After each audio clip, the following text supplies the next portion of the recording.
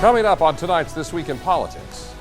I promised you we'd marshal a wartime effort to defeat this virus, and that's just what we're doing. The more people we get vaccinated, the more success we're going to have. President Biden says he's shooting for 70% of Americans to be at least partially vaccinated against COVID-19 by the 4th of July.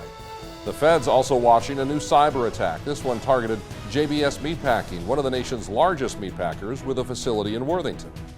I think that one of the things that this reminds us about is the vulnerability of our food supply chain and how important it is that we diversify that and that we add capacity.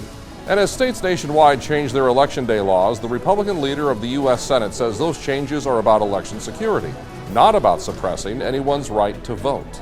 But I don't think any of these efforts at the state level are designed to suppress the vote based upon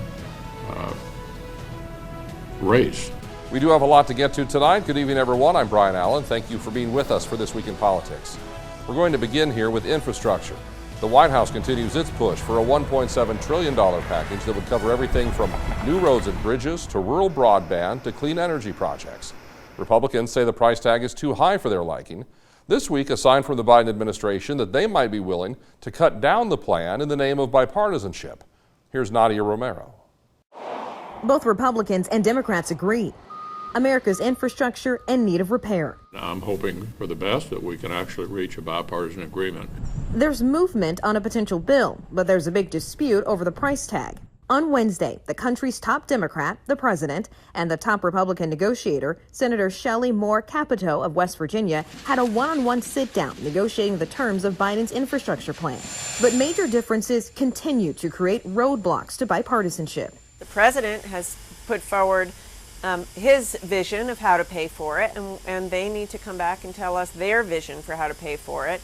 I hope we can all agree that deficit spending isn't the option. Republicans want to limit new spending to just $257 billion and instead use unspent coronavirus relief money to pay for infrastructure. Repurpose some of this extraordinary amount of money that's gone out to state and local governments across the country to plug the gap between what the gas tax raises and what we would like to do on infrastructure. One source says Biden offered to bring his price tag down to $1 trillion, but only if it's new money. Friday, the president and Senator Moore Capito scheduled to negotiate again. We're definitely not there yet. I would say there is a gap, and so that's our job, to try to find where the common ground is. In Washington, I'm Nadia Romero. The White House also focused this week on water by unveiling what they call the Low-Income Household Water Assistance Program.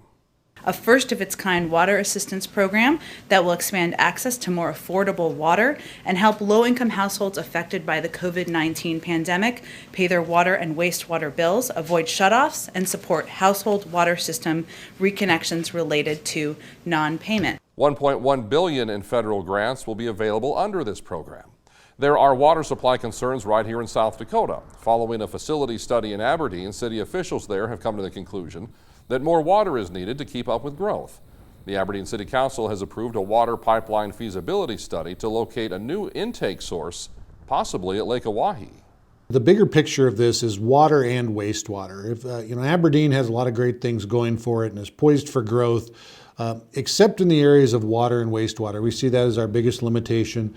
Goss says it may be months before the study comes back with results and that this project could take a few years to complete. The meat processing company JBS USA has resumed most production at their facilities, including their plant in Worthington, following a cyber attack last weekend. This attack and other cyber attacks on infrastructure like the Colonial Pipeline have many questioning the current state of cybersecurity nationwide. Our Kevin Gonzalez takes a look. According to Katie Shuck, a cyber intelligence analyst for Dakota State University, cyber attacks like the one at JBS are continually increasing. She says there's a ransomware attack each week somewhere in the world. Cybersecurity is essential for every business, especially anyone that deals with food or any sort of critical infrastructure. Shuck says any person or company that uses the internet can be attacked, so there is always a need for cyber intelligence experts.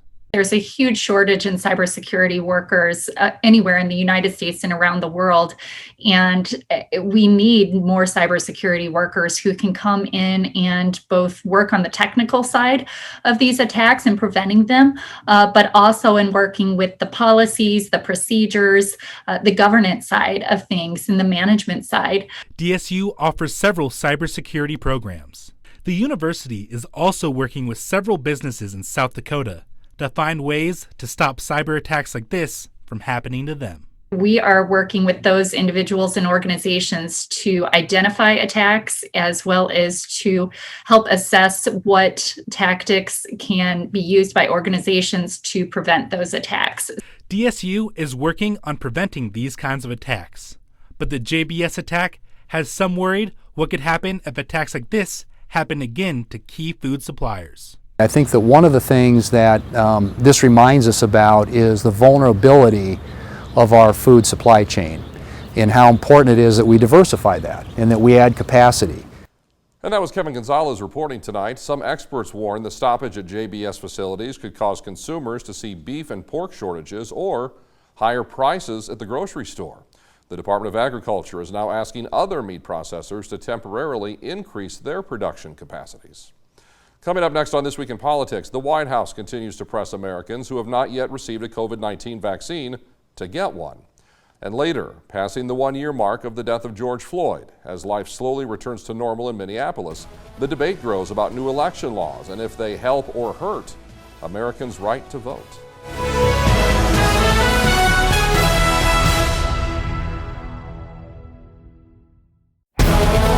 And welcome back to This Week in Politics here on KSFY. President Biden continues his push involving the COVID-19 vaccine. He says he's hoping to have 70% of all Americans be at least partially vaccinated by the 4th of July. This week, he commended companies and organizations that are offering incentives for people to get vaccinated. Kroger announced that they're going to give away $1 million each week to someone who gets vaccinated at one of their pharmacies. The NBA, the NHL, NASCAR tracks, they're offering vaccines outside playoff games and at races. Major League Baseball will be offering free tickets to people who get vaccinated at the ballpark. And to top it off, Anheuser-Busch announced that beer is on them on July the 4th. That's right, get a shot and have a beer. Also this week, the U.S. Supreme Court announced it would not take up a case from 2 Colorado churches challenging certain COVID-19 restrictions. Justice Neil Gorsuch denied the petition without referring the matter to the full court. The justices have sided with other places of worship during the pandemic, but this case is a little broader. Conservatives don't seem to back it, and Colorado's governor says it's moot because the only COVID-19 restriction left requires masks, and churches can already get an exemption to that. Back to President Biden's July 4th goal for COVID-19 vaccination. July 4th was in the news for another reason this week as well. Federal Judge Roberto Lang dismissing a lawsuit brought by Governor Kristi Noem against the National Park Service and the Biden administration over the agency's decision to not allow Independence Day fireworks at Mount Rushmore this year. Fireworks returned to the National Monument last year with a major event attended by then-President Donald Trump. But prior to that, fireworks were prohibited at the monument for a decade over wildfire concerns. The National Park Service denied a special permit request from Noem to continue the fireworks this year, citing a number of issues, including environmental and wildfire risks. Noem called the NPS's decision arbitrary. Judge Lang, though, disagreed, saying the Park Service's concerns seem reasonable. The governor, though, says this fight isn't over yet. In a statement to Dakota News Now, the governor says her legal team will, quote, appeal this incorrect decision so that we can return the fireworks celebration to Mount Rushmore and celebrate our nation's birthday at America's shrine to democracy for next year and in the future. This past Monday, Memorial Day was marked nationwide, a time to reflect on those who lost their lives so that we can live today. This right here is video of a Memorial Day service at Fort Snelling National Cemetery in Minneapolis, attended by Governor Tim Walz and both of Minnesota's United States Senators, Amy Klobuchar and Tina Smith. There's no politics in this place. There's just patriots, and that's the thing that always moves me. It's the first time I'm going to be able to visit my dad's grave here, as we buried him not too far from here, and it makes it even more meaningful. He always wrote about the ordinary people doing extraordinary things, and that's our veterans. And now he is buried among those heroes. You know, my father served in the Korean War, and my father-in-law served in the Battle of the Bulge, and I remember the young men going off to fight in the Vietnam War. When This Week in Politics continues here on KSFY, passing the one-year mark of the murder of George Floyd in Minneapolis, and the national debate continues on the role race plays in politics.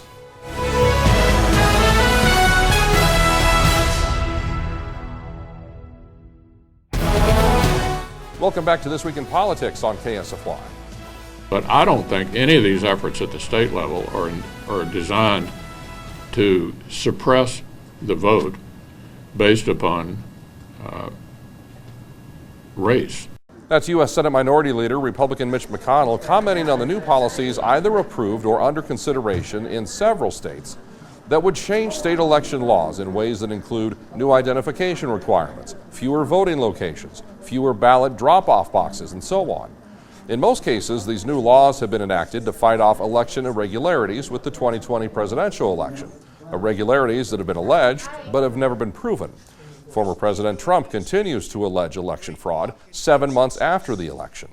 This week, a member of the president's own party, Representative Adam Kinzinger of Illinois, called out the Republican leader of the U.S. House, Kevin McCarthy, saying Trump would likely be political history if it wasn't for McCarthy's actions. A few weeks after the insurrection, frankly, Kevin McCarthy went down to Mar-a-Lago. He took the paddles, the political paddles, and he resurrected Donald Trump's politics back to life. As the conversation nationwide continues, focusing on politics and race, we come back to George Floyd. This week, the intersection where Floyd was killed by former police officer Derek Chauvin, 38th and Chicago in Minneapolis, was opened back up to car traffic after being closed off for just more than a year. The area was turned into a memorial. Minneapolis Mayor Jacob Fry says he wants everyone to know that this area is not going to be forgotten. This intersection will forever be changed, and we need to be investing in that transformation. We need to be investing directly in racial justice and healing, everything from black-owned business to black-owned property on that corridor. This comes as Minnesota prosecutors are asking that former Minneapolis police officer Derek Chauvin spend 30 years in prison for George Floyd's death. He was convicted April 20th of second-degree unintentional murder, second-degree manslaughter, and third-degree murder in the death of George Floyd. Chauvin's defense team is asking that he receive probation and time served, or at the very least, a sentence lesser than what the law guides. One of the things that's being talked about when it comes to policing reform is the idea of removing qualified immunity for officers. That protects police officers from facing prosecution in civil court. U.S. Senate Republican leader Mitch McConnell commented this week on the idea of getting rid of qualified immunity. This is what he said. Without qualified immunity, how do you get people to do law enforcement work? Even if you do not defund the police, if you can't have law enforcement on board to do the work because it's considered an undesirable profession, where does that lead us? And that is This Week in Politics for this Sunday night. I'm Brian Allen. Thank you for joining us. We do hope to see you again next Sunday night at 10:30. And as always, from all of us to all of you, good night now from Courthouse Square.